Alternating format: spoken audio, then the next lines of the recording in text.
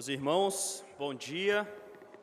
Muito bom podermos nos reunir aqui nesta manhã mais uma vez e continuarmos o estudo sobre Atos. Agora nós vamos percorrer a jornada aqui junto com Paulo em Atos 18. Portanto, convido os irmãos a abrirem em Atos capítulo 18. Continuando aí a segunda viagem missionária do apóstolo Paulo.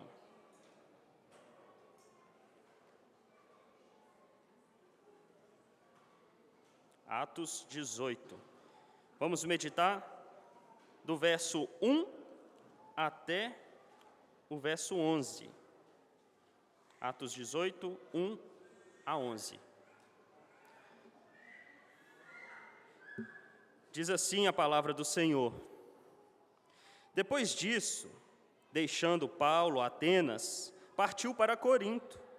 Lá encontrou certo judeu chamado Áquila, natural do Ponto, recentemente chegado da Itália, com Priscila, sua mulher, em vista de ter Cláudio decretado que todos os judeus se retirassem de Roma.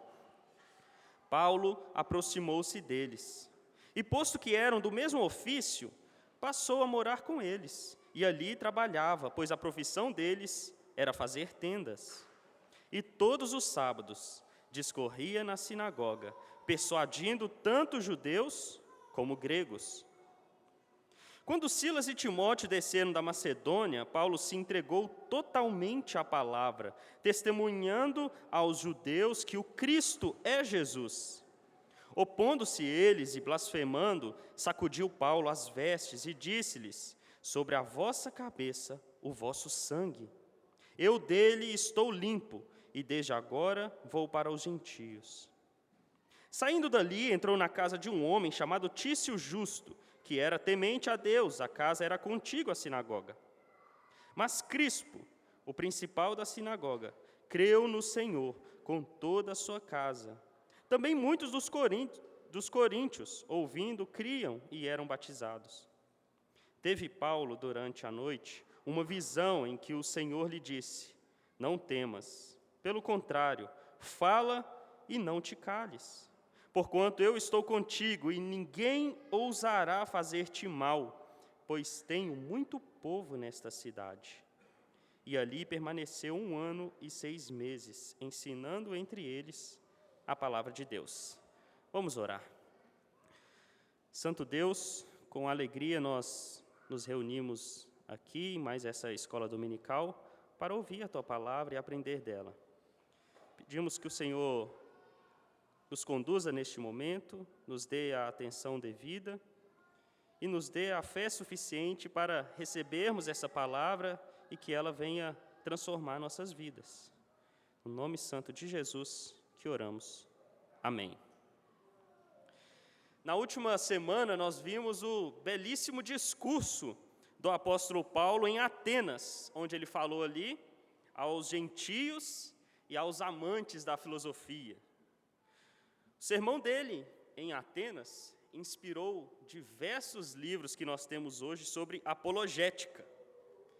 Neste sermão, nós aprendemos com o apóstolo a maneira correta de comunicar o evangelho àqueles que estão totalmente alheios ao conhecimento do Deus verdadeiro. Vimos que Paulo não abandonou em seu sermão ali o elemento da persuasão. Ele se vale de alguns pensamentos filosóficos da época para fazer uma ponte para a pregação do Evangelho.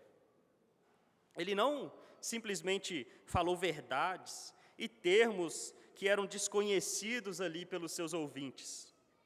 Ele se valeu do elemento da persuasão para ganhar a atenção deles. Isso já nos mostra que falar verdades e usar palavras complicadas que ninguém conhece ou não está familiarizado, sem ter nenhum tipo de interesse na atenção do ouvinte, isso não é o método do apóstolo Paulo. Paulo, ele se esforçava para que seus argumentos, além de bíblicos, sejam também argumentos persuasivos, e que as pessoas tivessem o interesse de ouvi-lo. Vemos também que, embora Paulo não abrisse mão da persuasão, ele fez isso sem abrir mão das verdades reveladas das Escrituras. Muitos hoje, ao tentarem ser persuasivos na conversa com incrédulos, acabam abrindo mão de verdades importantes, como a de que o problema principal do incrédulo não é um problema meramente intelectual, mas é um problema do coração. Ou seja, o incrédulo conhece a Deus, mas ele suprime este conhecimento de Deus nele mesmo. Se ignorarmos isso, meus irmãos, nossas conversas provavelmente terminarão em inúmeros debates de evidências. E, além do mais, correremos o risco de trabalharmos em favor de um ídolo, se esforçando para que o incrédulo acredite que uma entidade divina é provável, para só depois derrubar o ídolo em sua mente e mostrar que essa entidade que ele construiu é o Deus verdadeiro da palavra. Paulo não fazia dessa forma.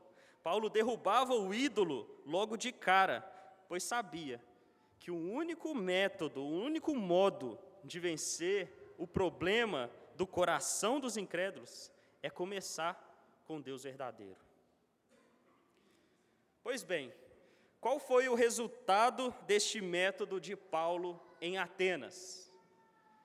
Qual foi o resultado da sua apologética ali sendo aplicada? O resultado está lá no finalzinho do capítulo anterior. Lá no verso 32 de Atos 17, vai nos mostrar que uns escarneceram, outros falaram: outra hora nós te ouvimos, Paulo.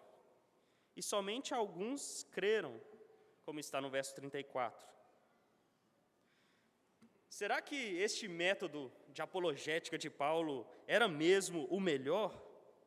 Ele não deveria ter tido uma aula com o arqueólogo Rodrigo Silva, o filósofo William Craig, ou o cientista Adalto Lourenço? De modo nenhum, meus irmãos. Porque o objetivo supremo do ministério do apóstolo Paulo não era ganhar debates e convencer pessoas, nem mesmo era o de ganhar almas, porque esse era o trabalho de Deus. O seu objetivo primário do seu ministério era ser fiel. Nossa passagem de hoje, de Atos 18, nos mostrará qual o objetivo do nosso ministério e o que é necessário para que consigamos atingir este objetivo. Mas quando eu falo ministério, eu não quero que você pense, ele vai falar então sobre pastores, presbíteros ou talvez diáconos. A mensagem de hoje então não é para mim. Não quero que vocês pensem assim. Eu quero que todos vocês pensem no ministério que Deus concedeu à sua igreja, especificamente sobre o ministério da palavra, com o qual todos nós estamos envolvidos, embora de maneiras distintas. É certo que nem todos devem desempenhar o ministério da palavra como pastor em uma igreja local. No entanto, todos nós temos a responsabilidade de pregar a palavra de Deus. Se não na igreja local, em casa, com nossos pais, filhos, amigos, colegas de trabalho, em um estudo bíblico que acontece em sua casa uma vez por mês, no aconselhamento que alguém busca ter com você, em uma conversa que você tem com sua mãe pelo telefone toda semana, ou conversando com seu vizinho enquanto observam seus filhos brincando no pátio do condomínio. Todos nós devemos pregar o Evangelho. Todos nós estamos envolvidos no ministério da palavra. E qual é o nosso objetivo como ministros da palavra? O que deve estar em nosso coração quando nós precisamos falar a palavra de Deus? Talvez alguns pensem que o objetivo é converter mais pessoas, aumentar o número de membros da igreja, aumentar o orçamento. Talvez o objetivo seja ajudar as pessoas a encontrar um sentido para as suas vidas, melhorar a sua depressão, superar o luto, crescer na vida ou ter uma vida mais organizada. Todas essas coisas, muitas vezes, são efeitos colaterais de conversão produzidos pelo verdadeiro evangelho. Mas essas coisas não devem ser o nosso objetivo. Quando o cristão estiver diante do Senhor na eternidade, o que Jesus dirá para ele? Ele não dirá, servo bom e famoso, servo bom e bem-sucedido, ou até mesmo servo bom e ganhador de almas. Ele dirá, servo bom e fiel. Não foi assim com o profeta Jeremias? Ele pregou sabendo de antemão que os frutos de conversão não viriam. Em Jeremias 7,27 é dito, quando você lhes disser tudo isso, eles não escutarão. Quando você os chamar, não responderão. Jeremias precisava ser fiel, independente dos resultados. Os resultados é da parte de Deus. É certo que todos nós queremos resultados, mas eles não podem vir, ou talvez eles venham apenas a alguns, como aconteceu lá em Atenas. Os resultados, irmãos, são de Deus, cabe a nós sermos fiéis ao nosso chamado. Paulo tinha consciência disso, e por isso, depois da recepção fria que ele teve ali em Atenas, ele decide então começar uma nova jornada em Corinto, como nós podemos ver no verso 1 do capítulo 18. Veja aí comigo, verso 1 de Atos 18. Depois disso, deixou Paulo Atenas. Deixando Paulo Atenas, partiu para Corinto. Diferente das outras vezes, Paulo não saiu fugido, perseguido ou expulso, mas ele saiu aqui voluntariamente. A Bíblia não nos dá uma razão pela qual ele escolheu a cidade de Corinto. No entanto, sabemos que a cidade de Corinto era uma cidade grande, era a capital de Acaia, uma cidade rica e portuária. Enquanto Atenas era conhecida por ser uma cidade culta, famosa ali pela sua cultura e suas artes, Corinto era famosa por ser uma cidade comercial, de muita movimentação, mas ela também era conhecida por sua imoralidade sexual. Corinto era a cidade que tinha um templo para uma deusa chamada Afrodite, que era a deusa do amor. Essa deusa tinha centenas de prostitutas espirituais. O culto a ela, segundo alguns comentaristas, envolvia práticas de orgia.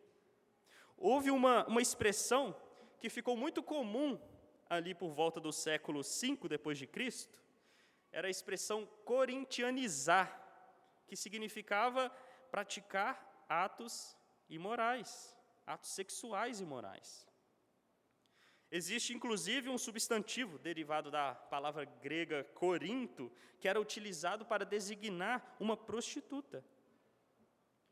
Esse conjunto de informações nos ajuda a termos uma ideia de como que era essa cidade de Corinto, onde Paulo começaria a sua jornada. Paulo tinha o costume de ir até os principais centros urbanos para evangelizar.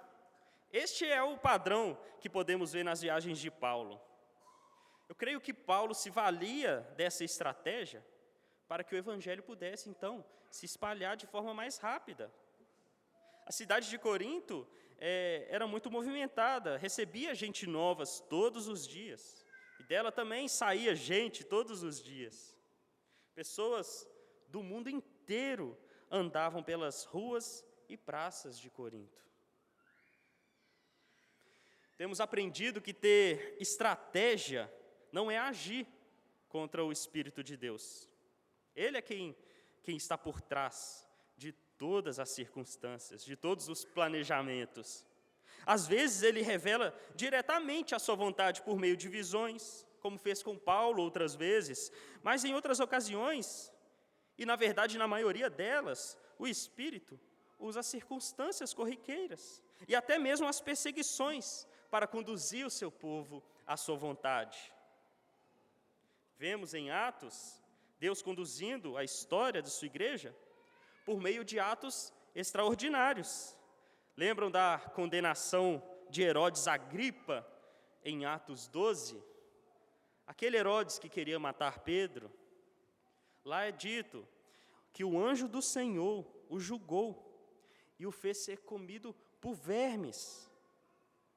Mas Deus também usa atos corriqueiros, não somente atos extraordinários. Ele usa perseguições e até decreto de imperadores, como nós podemos ver no verso 2. Veja comigo o verso 2.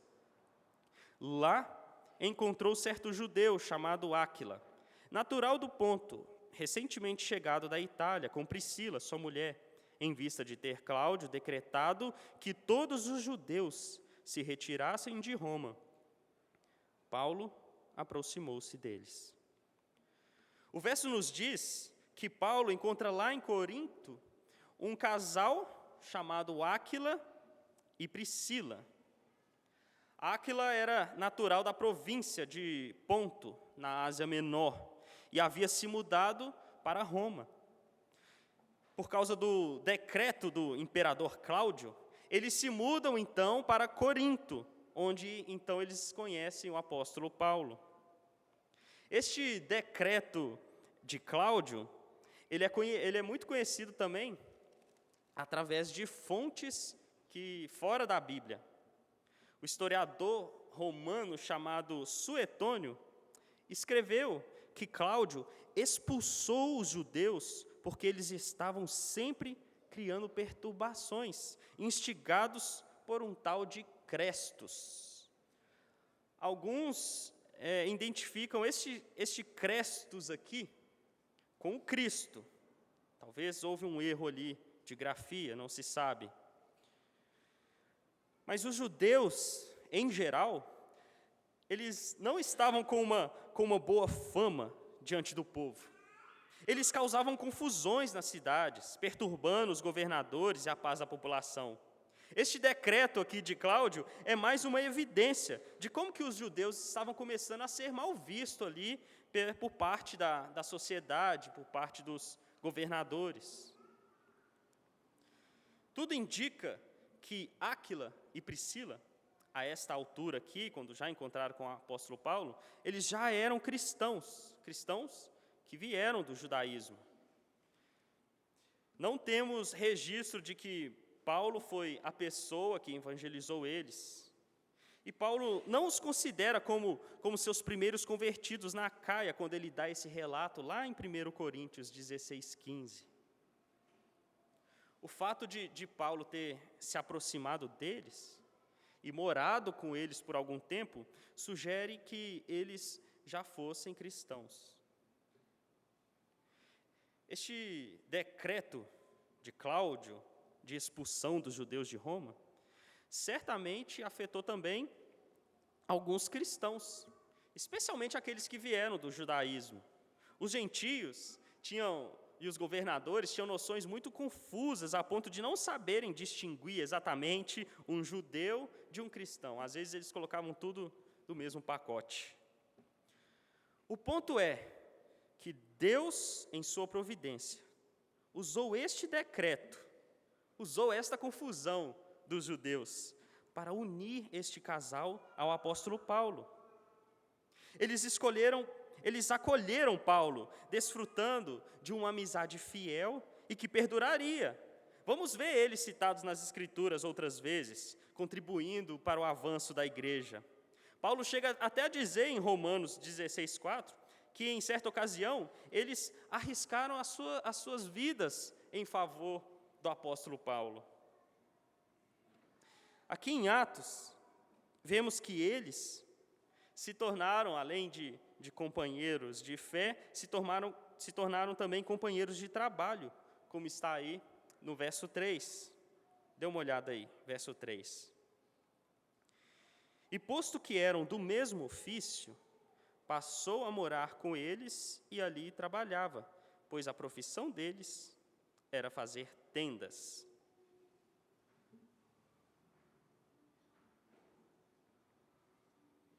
Áquila e Priscila eram fabricantes de tendas. Eles confeccionavam tendas usando couros e tecidos. E Paulo, que era um homem extremamente culto, também aprendeu o ofício de fazer tendas. Isso nos mostra que você não precisa escolher entre ser culto ou ter um trabalho, ainda que braçal. O seu trabalho não é uma desculpa para que você não seja conhecedor de muitas coisas, especialmente conhecedor da palavra de Deus. As duas coisas são importantes e, por vezes, é o seu trabalho braçal que vai sustentar o seu ministério da palavra. Estava acontecendo isso com o apóstolo Paulo aqui. Devemos, meus irmãos, ensinar nossos filhos matérias importantes como história, as artes, ciências, mas também é bom que ensinemos os nossos filhos a trocar lâmpadas, a usar ferramentas e também aprender sobre a sua profissão, aquilo que eles querem no futuro. Existem 2 provérbios antigos, seculares lá, conhecidos entre os judeus, que dizia assim: aquele que não ensina uma profissão a seu filho é como se o ensinasse a ser ladrão. E também tem outro que diz assim: e aquele que tem uma profissão é como ter um vinhedo cercado. Paulo precisou ter esse segundo trabalho, para que pudesse sustentar ele mesmo e o seu próprio ministério da palavra, visto que naquelas circunstâncias ele ainda não tinha quem o apoiasse financeiramente. Essa não era, meus irmãos, a situação ideal, mas atípica, pois o princípio que nós vemos nas Escrituras, como por exemplo em 1 Coríntios 9,14, é de que aqueles que pregam o Evangelho, que vivam do Evangelho. Em 1 Timóteo 5,18, Paulo fala que digno é o trabalhador do seu salário. E ele estava falando lá sobre os oficiais, que viviam trabalhando no ministério da palavra e da doutrina. Bom, acho que eu já justifiquei aqui o meu trabalho. Paulo queria ser fiel ao seu ministério da palavra. E para isso, ele trabalhou duro na confecção de tendas, para que pudesse, aos sábados, ir até a sinagoga, como nós podemos ver aí no verso 4. E todos os sábados discorria na sinagoga, persuadindo tanto judeus como gregos. Paulo seguiu o seu costume de ir às sinagogas, pregar aos judeus e aos gregos prosélitos que estavam ali. Paulo procurava mostrar ali, com argumentos persuasivos, que Jesus estava claramente contido no Antigo Testamento. O mesmo livro que eles usavam constantemente ali na sinagoga. Quando Jesus disse lá em João 5,39, que as Escrituras do Antigo Testamento testificavam sobre ele, sua intenção não era dizer que no Velho Testamento há algumas obscuras alusões alegóricas que apontavam para ele. Ele estava dizendo que o Antigo Testamento falou sobre ele com uma clareza suficiente, de modo que, se uma pessoa lesse o Antigo Testamento sem crer nele, essa pessoa não estava crendo de fato no Antigo Testamento. Ou seja, essa pessoa estava lendo sem entender, lendo, ignorando o personagem principal da história. Por isso Jesus disse lá em João 5, 46 e 47 o seguinte: porque se de fato cresceis em Moisés, também crerias em mim, porque ele escreveu a meu respeito. Se, porém, não credes nos seus escritos, nos escritos de Moisés, como crereis nas minhas palavras? O problema, então, dos judeus não era que eles acreditavam só no Antigo Testamento. Na verdade, eles não acreditavam nem no Antigo Testamento de verdade. Eles liam Moisés sem entender Moisés. As Escrituras eram o ponto as Escrituras do Antigo Testamento era o ponto de contato na sinagoga. Paulo mostrava Cristo no Antigo Testamento, sábado após sábado. O texto fala que Paulo conseguia persuadir judeus e gregos na sinagoga. Mas acontece aqui algo que nós frequentemente vemos em Atos. As coisas não ficam sempre bem quando se prega em uma sinagoga. As coisas vão começar a mudar a partir do verso 5, com a chegada dos seus irmãos. Veja aí o verso 5. Quando Silas e Timóteo desceram da Macedônia, Paulo se entregou totalmente à palavra, testemunhando aos judeus que o Cristo é Jesus. Silas e Timóteo voltam em cena aqui em Corinto. Não somos informados sobre todos os movimentos de Timóteo e Silas aqui em Atos. Aparentemente, Timóteo juntou-se a Paulo em Atenas, mas logo partiu para a Macedônia de novo, talvez apoiar ali a igreja. Quanto a Silas, nada mais foi dito sobre ele, desde que ele esteve em Bereia. Mas certamente, por algum motivo, alguma razão, ele voltou para a Macedônia, porque eles vieram de lá ao encontro de Paulo.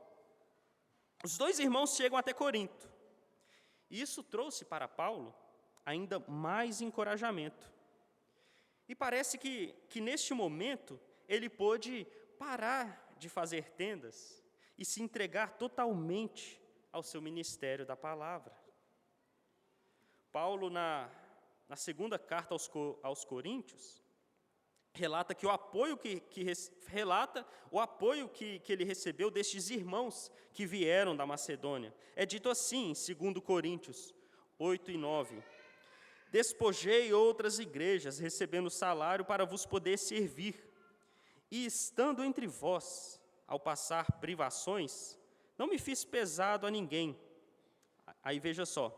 Pois os irmãos, quando vieram da Macedônia, supriram o que me faltava, e em tudo me guardei e me guardarei de vos ser pesado. Então, diante disso, de modo totalmente entregue agora ao ministério da palavra, Paulo testificava aos judeus que Jesus era o Messias. Este verbo testemunhar ou testificar aqui se aplica às testemunhas apostólicas. Em outras palavras, Paulo, como apóstolo, mostrava aos judeus de Corinto que ele mesmo se encontrou com o Senhor Jesus Cristo ressurreto, talvez relatando ali a sua experiência indo a Damasco. Enquanto alguns foram persuadidos pela pregação de Paulo, outros se opuseram furiosamente, como nós podemos ver no verso 6. Veja só. Opondo-se eles e blasfemando, sacudiu Paulo as vestes e disse-lhes: sobre a vossa cabeça o vosso sangue, eu dele estou limpo, e desde agora vou para os gentios. Não podendo superar Paulo nos argumentos, o que restou aos judeus incrédulos foi a fúria irracional e a blasfêmia contra Cristo e contra Paulo. Provavelmente eles foram tomados por sentimentos de ciúmes e humilhação por Paulo ter conseguido persuadir ali judeus e gregos dentre eles. Diante dos xingamentos, Paulo, então, sacudiu o pó de suas vestes, como um sinal de que estava os abandonando, por terem rejeitado a palavra de Deus. O pior juízo que um povo pode sofrer, meus irmãos, é ser abandonado da palavra de Deus. Isso é muito grave. Jesus havia ensinado aos seus discípulos a sacudir o pó dos pés. Jesus disse lá em Mateus 10, 14 e 15, se alguém não vos receber, nem ouvir as vossas palavras, ao sairdes daquela casa ou daquela cidade, sacudi o pó dos vossos pés. Em verdade vos digo que menos rigor haverá para Sodoma e Gomorra no dia do juízo do que para aquela cidade. Os puritanos eram um grupo de cristãos no passado que eram conhecidos por serem um grupo inflamados pela palavra de Deus. Existia um puritano, ele não é muito conhecido, chamado John Rogers, que pregava com tanto zelo na cidade de Dedham, que as pessoas costumavam dizer, venham, vamos a Dedham para obter um pouco de fogo. Certa vez, Thomas Goodwin, que também foi um puritano, mas que no tempo de Rogers ele era jovem, ele cavalgou até Dedham para ouvir Rogers pregar. Goodwin narrou a sua experiência ao seu amigo, que também era pastor, chamado John Owen, que escreveu o seguinte: naquele tempo, Rogers fez uma exortação às pessoas a respeito da negligência para com a Bíblia. Ele falou, mas como se fosse Deus falando, dizendo-lhes, bem, há muito lhes tenho confiado a minha Bíblia, mas vocês a têm desprezado. Ela fica em tais casas, toda coberta de poeira e teia de aranha. Vocês não se importam em examiná-la. Vocês usam a minha Bíblia assim? Bem, vocês não terão mais a minha Bíblia. Neste momento, ele pega a Bíblia de sua almofada e age como se estivesse indo embora com ela, levando a Bíblia para longe do seu auditório. Mas imediatamente, ele volta e personifica o povo para Deus. Ele prostra-se de joelhos, chora e roga muito sinceramente, Senhor, faça-nos qualquer outra coisa, mas não nos tire a Bíblia. Mate nossos filhos, queime nossas casas, destrua nossos bens, mas não poupe a Bíblia. Não nos tire a Bíblia. Em seguida, Rogers personifica novamente Deus para o povo e diz, é isso mesmo que vocês querem? Bem, vou prová-los por mais um tempo. E aqui está minha Bíblia para vocês. Verei como a usarão, se a amarão mais, se a valorizarão mais, se a observarão mais, se a praticarão mais, e se viverão mais de acordo com ela. Depois deste sermão, Goodwin conta que jamais havia visto uma postura tão estranha em qualquer outra congregação em toda a sua vida. As pessoas ficaram inundadas de lágrimas. Goodwin conta que ele mesmo, ao sair para pegar o cavalo e ir embora, ele teve que ficar apoiado no pescoço do cavalo e chorou por 15 minutos antes de que ele pudesse montar no cavalo de novo e ir embora. Tamanho foi o impacto sobre Goodwin e sobre a congregação, ao haverem sido confrontados contra a negligência da Bíblia e de serem abandonados da palavra. Veja, meus irmãos, a nossa responsabilidade de estarmos em uma igreja onde a palavra de Deus é anunciada semana após semana. O que a palavra de Deus tem feito em sua vida? Você pode achar duro, mas Jesus ensinou no verso de Mateus que lemos, que a imoralidade de Sodoma e Gomorra merece menos juízo do que aqueles que desprezam a palavra de Deus.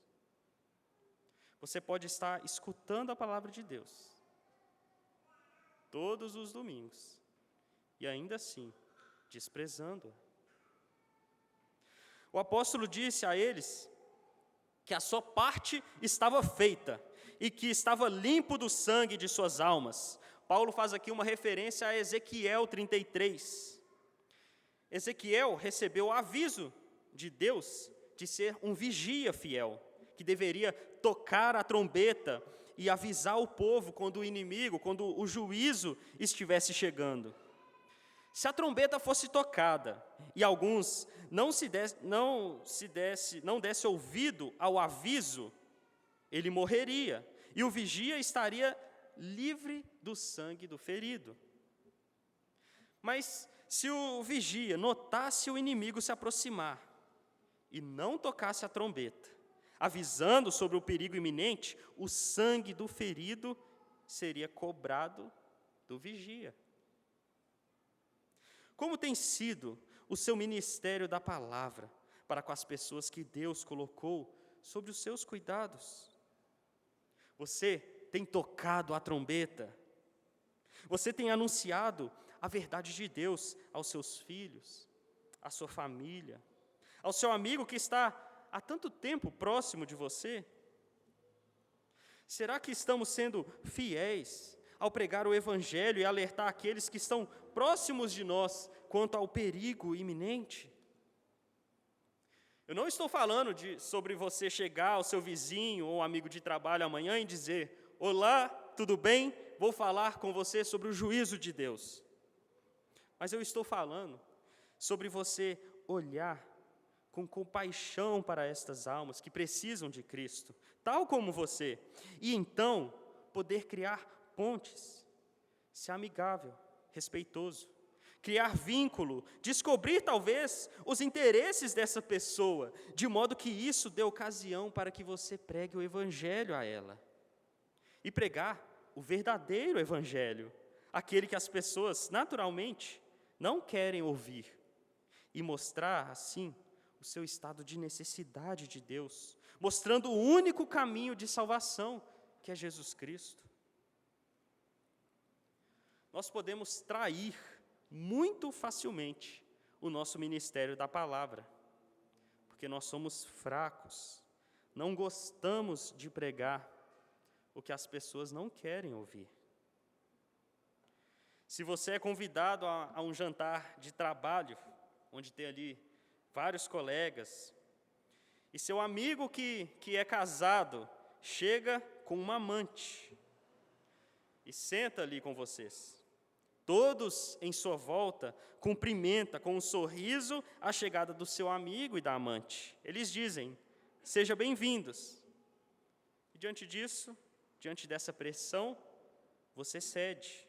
Você abre um sorriso e cumprimenta os dois, mas como se nada de abominável estivesse acontecendo ali. Você tenta se enganar dizendo a si mesmo que precisa ser gentil para criar pontes, mas você não tem nenhum interesse real em criar pontes. Eles fazem piadinhas indecentes e você se vê obrigado a rir. No final das contas, você está dizendo para eles: tudo bem. Os princípios que me regem são tão menos importantes do que manter a minha polidez diante de todos. Quantas pessoas Deus tem colocado em nossos caminhos? Será que essas coisas, essa urgência, elas estão de verdade em nossas mentes? Será que temos sido fiéis em nosso ministério da palavra? Paulo tocou a trombeta muitas vezes na sinagoga. E agora estava desculpado do ferimento que o inimigo, que é Cristo, causaria aos judeus incrédulos. Paulo, o servo fiel, desistiu dos judeus, mas não desistiu de sua obra e continuou seu ministério, indo agora aos gentios. O verso 7 diz que Paulo resolve frequentar então a casa de Tício, justo. Veja o que diz lá no verso 7. Saindo dali, entrou na casa de um homem chamado Tício, justo, que era temente a Deus. A casa era contígua à sinagoga.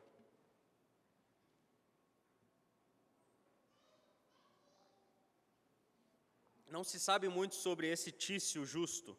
O que se sabe é que ele era um cidadão romano, portanto gentio, mas que se inclinou ao judaísmo. Por isso ele é designado aqui como temente a Deus, e que foi convertido pelo apóstolo Paulo, uma vez que sua casa agora dava ocasião para Paulo pregar o evangelho. Paulo partiu da sinagoga através de forte oposição e xingamentos. Talvez você esperaria que ele fosse para longe, mudasse de cidade, visto que as coisas estavam começando a ficar tensas. Mas não foi isso que Paulo fez. A casa de Tício ficava ao lado da sinagoga. Lucas fez questão de registrar isso. E se você acha que a situação de Paulo não poderia ficar ainda mais perigosa, veja o que diz o verso 8. Mas Crispo, o principal da sinagoga, creu no Senhor com toda a sua casa. E também muitos dos coríntios, ouvindo, criam e eram batizados. Vejam, o principal da sinagoga creu em Jesus, bem como toda a sua casa. Em 1 Coríntios 1,14, Paulo informa que ele mesmo batizou Crispo. Imagine que você faça parte de uma dessas igrejas que pregam um falso evangelho. Você passa a conhecer o verdadeiro evangelho, talvez com a ajuda dos vídeos do Augusto Nicodemos, e então começa a questionar as coisas naquela igreja ali onde você estava. As pessoas então passam a dizer que você está doido, que você se desviou do caminho, que começou até a beber. Então, você sai e vai para a igreja ao lado, a igreja que prega o verdadeiro evangelho. Por algum motivo, o pastor da sua antiga igreja vai lá ver como é essa igreja concorrente que está começando a crescer. E então o pastor ouve o evangelho, é convertido e batizado, e vira membro dessa igreja bíblica. Imagine como deve ter ficado os companheiros e os demais membros daquela sua antiga igreja. Alguns ficariam ainda mais furiosos com esses caras da igreja ao lado. Crispo, sua família e muitos outros da cidade ouviram a pregação de Paulo ao lado da sinagoga e foram convertidos. O padrão que vemos em Atos é o de que quando as coisas tomam proporções muito grandes, quando os perigos podem ser graves a ponto da vida do apóstolo estar em risco, ele se retira e vai para outra cidade. Podemos pensar, talvez, que Paulo queria mesmo fazer isso. Às vezes, nós podemos ser levados a pensar que Paulo era um tipo de pessoa tão especial, livre de qualquer abatimento e medo, que ele não tem muito a ver com a nossa natureza e as nossas dificuldades. Mas, meus irmãos, nós não estamos diante de um homem de aço. Estamos diante de um apóstolo, mas um apóstolo que era homem. O apóstolo Paulo escreveu para a mesma igreja de Corinto, em sua segunda carta, no capítulo 4, versos 7 ao 9, o seguinte: temos, porém, este tesouro em vasos de barro, para que a excelência do poder de Deus, e não de nós.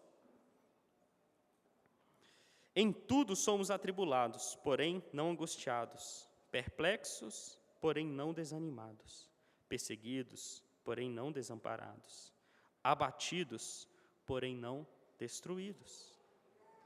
Temos nestes versos aqui um vislumbre do que se passava no coração do apóstolo Paulo durante o seu ministério. É verdade que ele não desanimava, que ele não se angustiava de maneira final, que não era desamparado e destruído, mas é verdade também, como está escrito aqui, que ele era atribulado, que às vezes ficava perplexo, frequentemente perseguido e ocasionalmente abatido. Paulo precisava do amparo e encorajamento do Senhor. E o encorajamento veio, como está aí nos versos 9 e 10. Diz assim: Teve Paulo durante a noite uma visão em que o Senhor lhe disse: Não temas, pelo contrário, fala e não te cales, porquanto eu estou contigo, e ninguém ousará fazer-te mal, pois tenho muito povo nesta cidade. Paulo recebeu o mesmo encorajamento que os outros apóstolos receberam na ocasião da grande comissão. Você se lembra do que Cristo disse a eles? Eis que estou convosco todos os dias até a consumação dos séculos. O Senhor disse a ele em uma visão: Não tenha medo dos judeus, Paulo, nem das autoridades. Continue falando e pregando. Não se cale cedendo às pressões. E aí ele acrescenta algo específico para Paulo: Dessa vez, você não vai precisar fugir, pois garantirei que as autoridades e os judeus não farão o mal que você sofreu em outras cidades. Você não sairá daqui fugido.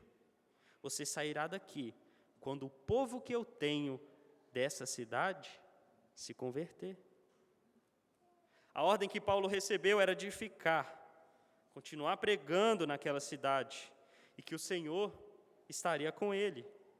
O Senhor estaria presente em cada lugar que ele estivesse, mesmo diante das autoridades mais cruéis.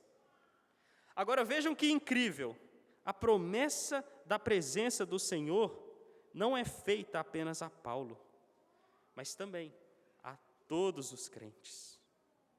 Deus prometeu a cada um de nós a sua presença. Lembram do Salmo 23? Ainda que eu ande pelo vale da sombra da morte, não temerei mal nenhum. E por que nós não precisamos ter medo? Porque tu estás comigo, o teu bordão e o teu cajado me consolam. A sua presença soberana nos garante que nenhum fio de cabelo cairá de nossas cabeças, a menos que o nosso Pai Celeste queira. Nós não viveremos nem um segundo a menos do que o nosso Pai Celeste quer que nós vivamos. Ele não nos promete que nunca ficaremos doentes e nunca seremos perseguidos, mas Ele promete que não passaremos por essas coisas sozinhos e que todas elas não estão acontecendo fora do seu plano eterno. Irmãos, que verdade gloriosa! Pensa na pior coisa que pode acontecer na sua vida. Pense na pior tristeza ou na pior dor. Nada disso está acontecendo fora do controle de um Pai perfeito que te ama e que está fazendo uma obra grandiosa. E mesmo que você não entenda, tudo está cooperando para o seu bem. Não há nenhuma situação que você possa dizer: Ele não está comigo, eu estou sozinho. Deus tem toda a história sob o seu mais rigoroso controle.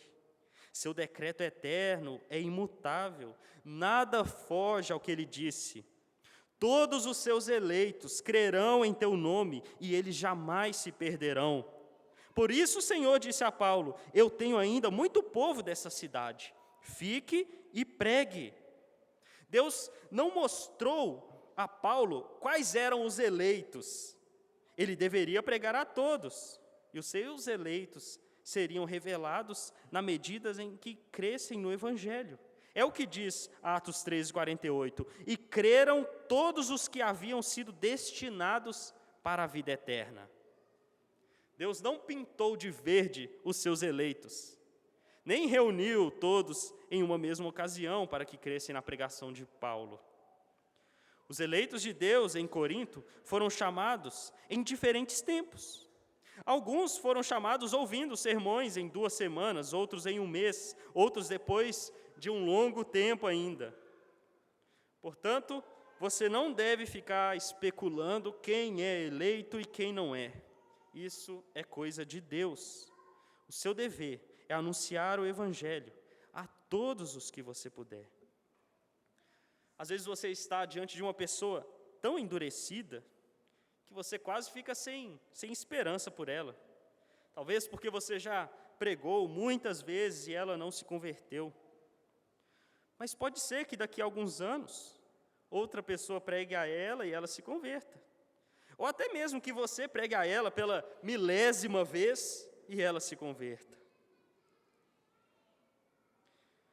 Tendo sido alertado pelo Senhor em uma visão de que nenhum mal aconteceria a Paulo naquele lugar ali, e que ele deveria, portanto, permanecer, ele supera então o seu medo e permanece ali, como diz o verso 11.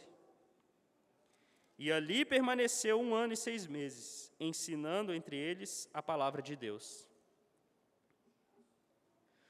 Paulo escreveu lá em 1 Coríntios que ficou com eles, não com muita fortaleza, com muita coragem. Ele diz, no verso 3 de 1 Coríntios 2, que esteve com eles em fraqueza, em temor e grande tremor. Paulo sabia que pior do que sofrer açoites, prisões e apedrejamentos era não ouvir as maravilhosas palavras: muito bem, meu servo bom e fiel. Mas ouvir: servo mau e negligente, eu não vos conheço. Aos olhos humanos, o ministério de Paulo falhou em alguns lugares. No seu discurso em Atenas, poucos o ouviram. Alguns ficaram até com preguiça dele. Mas ele foi fiel e pregou o Evangelho, o verdadeiro Evangelho. O Evangelho que os homens não querem ouvir. A menos que Deus abra o coração, como abriu o de Lídia, o homem não vai ouvir. E se ninguém ouvir a sua pregação, você ainda deve ser fiel, como Jeremias, porque a pregação do Evangelho glorifica a Deus, mesmo que ninguém ouça. A justiça de Deus será revelada, e nós, crentes, louvaremos a justiça de Deus, esta que cairá sobre todos os que rejeitaram a palavra. Paulo foi fiel e permaneceu 1 ano e meio em Corinto, ensinando a palavra de Deus, não com palavras de sabedoria humana, mas com palavras de vida eterna, porque ele queria ser fiel. E este tempo que ele ficou ali, ele viu a confirmação da profecia do Senhor, de modo que outros eleitos foram despertados para a fé e para a fidelidade ao mesmo Senhor. Irmãos, fidelidade ao ministério da palavra requer um trabalho árduo e doses de sacrifícios pessoais. Quando Jesus disse aos seus eleitos: muito bem, servo bom e fiel, isso não será algo vazio e sem significado. O crente só poderá ser fiel se a sua fidelidade a Deus for testada e aprovada. Isso significa que se um dia você ouvir essas sublimes palavras, você olhará para trás e se lembrará que você só foi fiel pela graça. Porque houve momentos muito difíceis, houve muitas tentações, houve muita dificuldade, houve alegria, sim, mas houve muitas batalhas que precisou de um trabalho árduo e sacrifício pessoal. Algumas vezes você precisou andar mais de 1 milha por causa de uma pessoa. Cristo nos chama a sermos servos fiéis. Mas Ele não apenas nos chamou para sermos servos fiéis, Ele próprio demonstrou a sua fidelidade até o fim.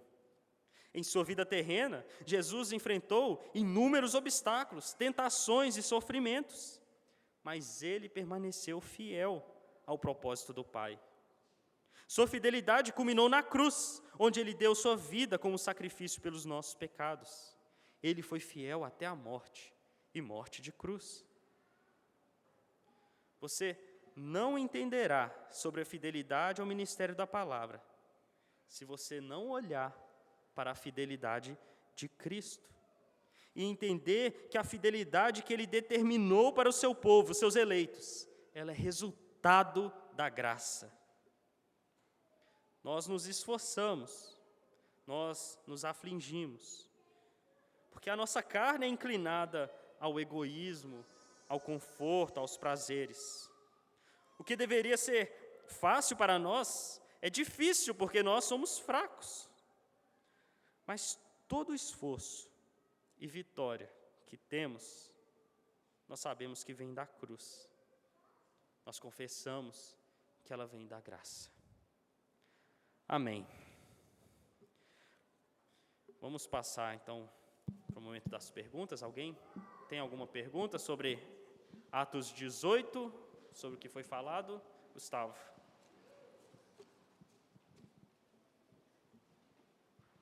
Fabrício, como você falou no começo, o poder da conversão, porque uns convertem, outros não, esse poder é de Deus, vem de Deus, é do Espírito Santo.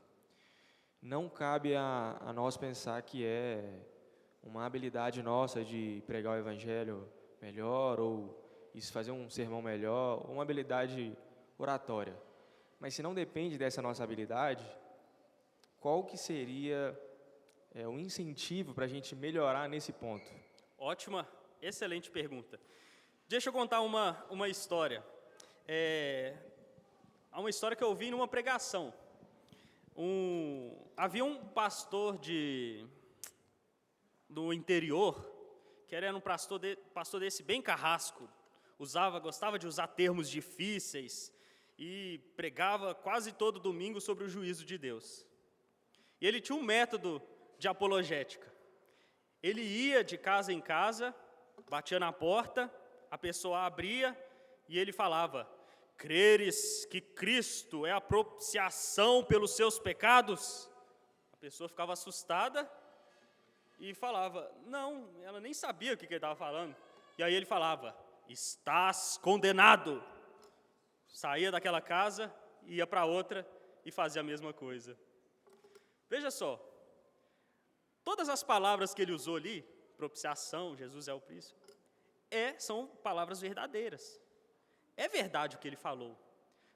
Mas eu acho que nós não podemos falar que ele pregou o Evangelho. Por quê? Porque, embora ele tenha usado termos difíceis e corretos, a pessoa não compreendeu o que ele havia dito. Então, eu acho que faz parte o pregar o Evangelho sermos persuasivos, porque a persuasão é justamente você conseguir fazer com que a pessoa entenda a sua mensagem, se desperte para ela e fique inclinada ali a dar ouvidos. Então, eu acho que esse é o papel que a gente deve exercer ali em buscarmos melhorar a nossa comunicação. Não sei se ficou respondido aí. Alguma outra pergunta?